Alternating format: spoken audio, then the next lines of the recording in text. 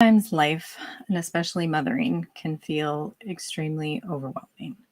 So, I wanted to give you a tool to help that overwhelm take wings, fly away, a way to calm yourself, get perspective on things so that you can let the overwhelm go. Oh.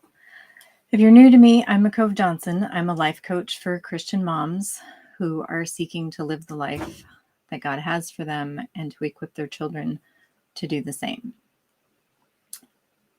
And I focus on emotional health part of that because it takes strong emotional health to have strong character and integrity and to walk out those things that God is calling us to. So being overwhelmed is way too familiar of a feeling for me, and been feeling it a lot more lately than I would like to admit. But a big part of my coaching is being real. I have tools and I teach them to my clients. I also still use them because if you have some illusion of arriving someday and not having to deal with this stuff anymore, I don't think that's the way life works. As long as we're here on this earth, we need these tools. And the good thing is that we have tools.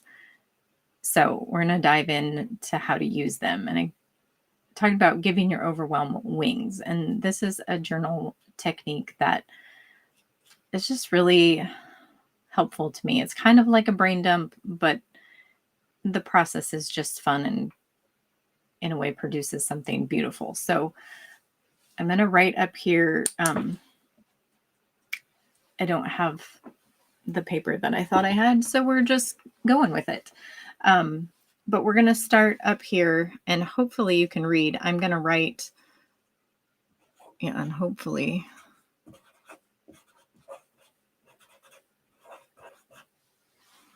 I don't know that you can read that, but you'll get the visual of what's going on if you can. So overwhelmed.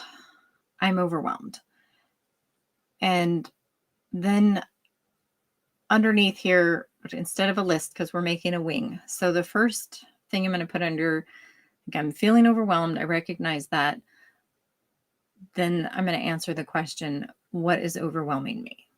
And so like I could put life, I could put work, I can put, this is harder to write than I expected.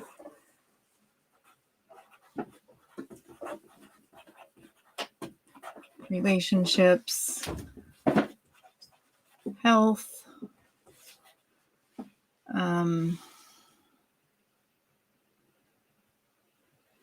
yeah, that's what comes to mind at the moment. So I'm just kind of writing them out of this word. And now on the next pass through, why are each of these things overwhelming me? So life, I just put, this feels like too much. I guess I could put world events over here.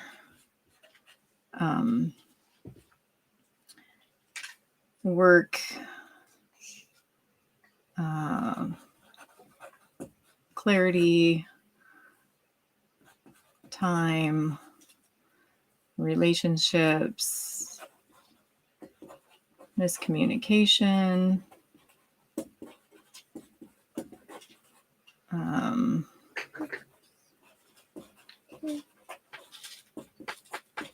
where to start.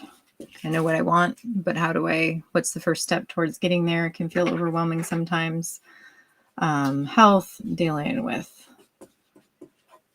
what to eat.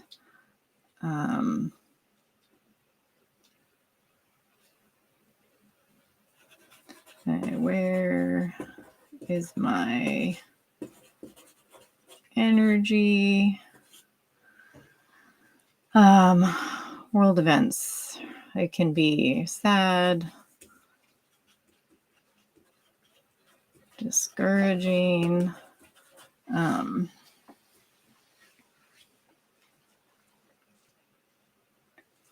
So you can kind of see it's starting to look like a wing. But so I start out, this is how I'm feeling. Why am I feeling this way? More specifically, why am I feeling this way? And you could go another layer of more specifically why you're feeling this way. But what I'm going to do for the next one is, what can I do about it? Because a huge part of overwhelm is we're looking at all kinds of things we can't control. And so then that's overwhelming, because here I am, I'm just stuck.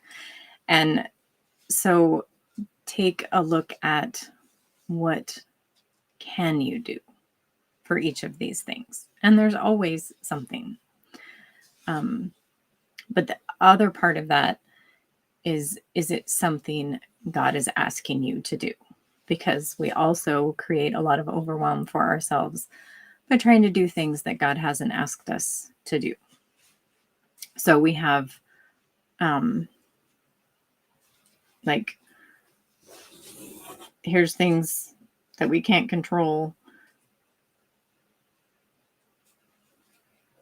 And like the things that we can control are in here. All this stuff is around us. We'll put me in here. So there's all this stuff around us that I can not control. But I can control me. And I control my response to all that stuff out there on a good day. Never do it perfectly, but just remembering that like there's all that stuff out there. It impacts me, but I get to choose how I respond to it. And so this next layer of like, what can I do? So here, if life is feeling too much, I can journal, I can pray,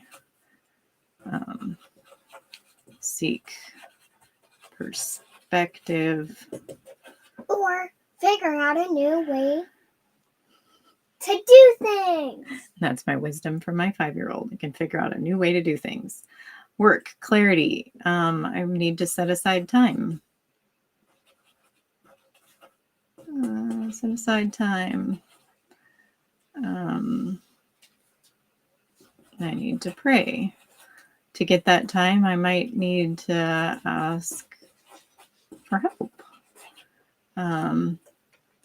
Relationships, the miscommunication. Try again.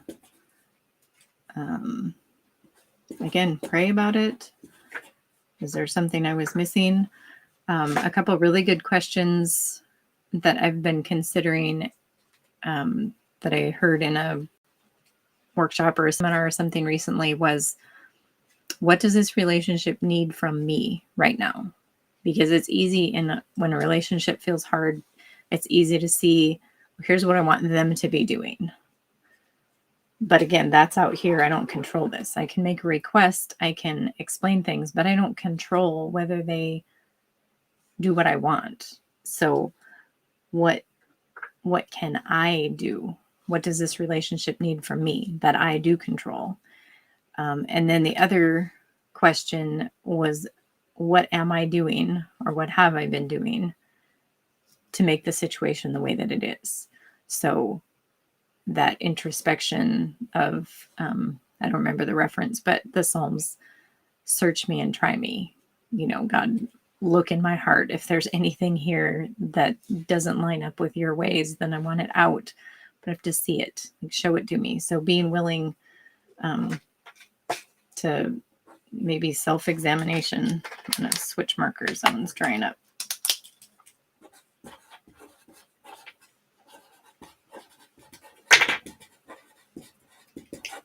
Or better yet, spirit examination. And where to start. Like, that might be this also.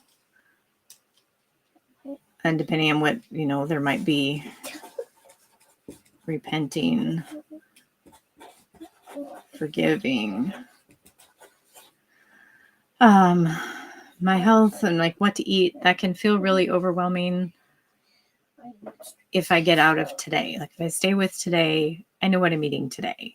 And is it making the difference I want to see today? No.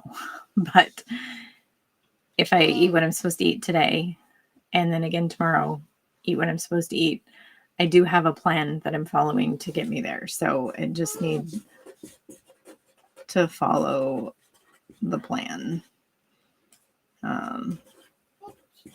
Be patient.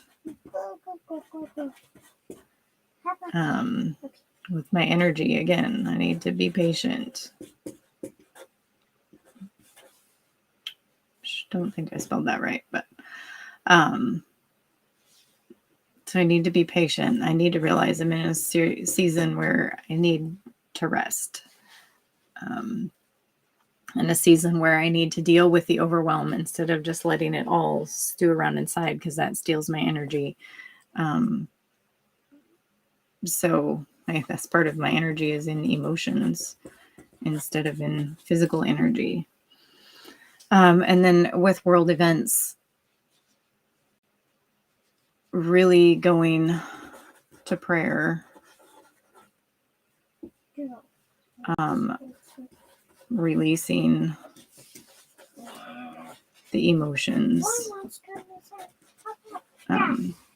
Because besides praying for the people that the Lord brings to mind, I don't have responsibility in these events that don't feel that He's revealed to me any way that I'm supposed to be active other than praying. But I have to be sure that I'm praying His will and not just sitting in my emotions being like, I don't see how you're going to work this out, God. Instead, like, I don't see how you're going to work this out, but it will be for your glory, because that's how you always work things out. So I can partner my faith with the fact that He is going to work all things for His good, for His glory. And I don't need to understand how it's going to work out. And I don't need to worry about what to do unless He specifically tells me something to do. So just the way I wrote this, it kind of looks like a wing. It kind of just looks like a mess. I have one here that I did the other day that I don't think you can really see at all. It looks much more like a wing. And this was another time I was feeling overwhelmed. So I have the same. I'm feeling overwhelmed. Food, Tegan, business, relationships, home. I didn't get that on here today, and health.